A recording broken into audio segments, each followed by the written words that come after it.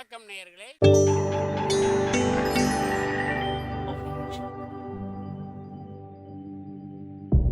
மகிழ்ச்சிக்கோர் தென்கட்சி என்ற அலைவரிசையில்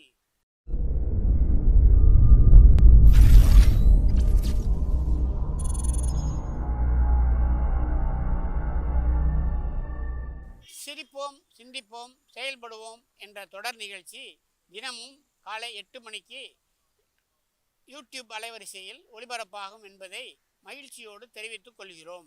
நம்ம உடம்புல ரத்த அழுத்தம் இருக்குதே, அது நல்லதா கெடுதலா? உடனே அது கெடுதல்னு தான் சொல்லுவோம். ஆனால் உண்மை அது இல்லை.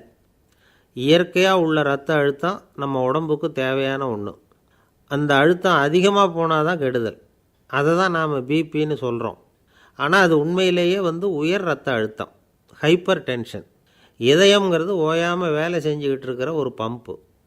இதயம் சுருங்கி ரத்தத்தை பம்பு செய்கிறப்போ ரத்த அழுத்தம் கூடுதலாக இருக்கும். இதுக்கு பேர் சிஸ்டாலிக் பிளட் ப்ரெஷர் அப்படின்னு பேர். இதயம் விரிந்த நிலைக்கு திரும்புகிறப்போ ரத்த அழுத்தமும் குறையுது. இதுக்கு பேர் டயஸ்டாலிக் பிளட் ப்ரெஷர் அப்படின்னு பேர். இப்படி இது மாறி மாறி இருக்கும். இந்த பிபி 140 90 இப்படின்லாம் சொல்கிறாங்கல்ல, இதுதான். சீராக இருக்க வேண்டிய ரத்த அழுத்தம் ஒரு அளவுக்கு மேலே அதிகரிச்சுட்டா ஆபத்து ஆரம்பம்னு அர்த்தம். சரி, இந்த உயர் ரத்த அழுத்தம் உண்டாகிறதுக்கு என்ன காரணம்? இதனால தான் இது வருதுன்னு ஒரு காரணத்தை குறிப்பிட்டு சொல்ல முடியாது. ஆனால் வம்சாவளி காரணம், ரொம்ப டென்ஷனான சூழ்நிலையில் வேலை செய்கிறது, உடம்பு குண்டாக இருக்கிறது, இதெல்லாம் இந்த ஹை பிபிக்கு துணை செய்யுது. அப்படி தான் எடுத்துக்க வேண்டியிருக்குது.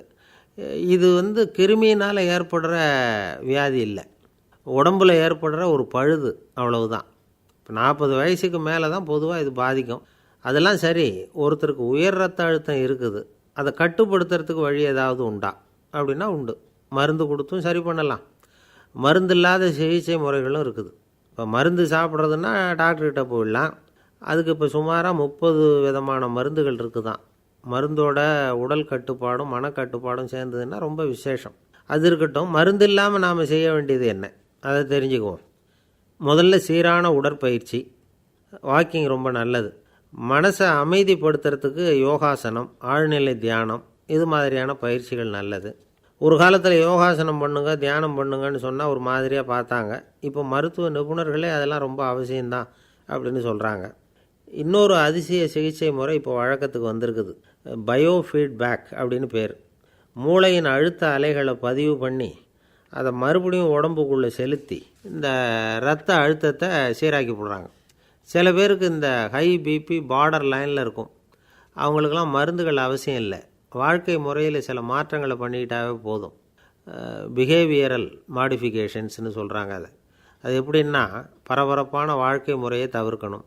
புகைப்பிடிக்கிற பழக்கம், மது அருந்தும் பழக்கம், இதெல்லாம் இருந்தால் விட்டுடணும். சாப்பாட்டில் உப்பை குறைக்கணும். கொழுப்பு சத்து ஆகாரங்களை குறைச்சிக்கணும். முடிஞ்சால் விட்டுடலாம். குடும்பத்தில் ஏற்கனவே யாருக்காவது ஹை பிபி இருந்தால் சந்ததிகள் ஜாக்கிரதையாக இருக்கணும். நடுத்தர வயசை அடைஞ்சவங்க அப்பப்போ அந்த பிபி செக் பண்ணிக்கிறது நல்லது. டாக்டர் சொல்கிறத நம்மளில் பல பேர் சரியாகவே கேட்குறதில்ல. அதனால தான் இடைஞ்சல். ஒரு ஆள் பிபின்னு சொல்லி டாக்டர்கிட்ட போனான். உடம்பு குண்டாக இருக்குது, அதை குறைக்கணும், முதல்ல தினமும் உடற்பயிற்சி பண்ணு அப்படின்னார். சரின்னு சொல்லிவிட்டு வந்தான், செஞ்சான். கொஞ்ச நாள் கழித்து மறுபடியும் டாக்டர்கிட்ட போனான். என்னப்பா எக்ஸசைஸ் பண்ணியா அப்படின்னு கேட்டார். தினமும் பண்ணினேன் டாக்டர்னா. என்ன பண்ணேன்னு கேட்டார். முன்னெல்லாம் சிகரெட்டை கடையில் வாங்குவேன், இப்போ நான் அப்படி வாங்குறத விட்டுட்டேன். தினமும் நானே என் கையாலேயே உருட்டி தயார் பண்ணுறேன் டாக்டர். இது ஒரு எக்ஸசைஸ் தானே அப்படின்னு நானும். ஐயா தென்கட்சி கோ சுவாமிநாதன் அவர்களின் மகிழ்ச்சிக்கோர் தென்கட்சி தொடர் நிகழ்ச்சியினை கேட்டு பயன்பெறுங்கள்.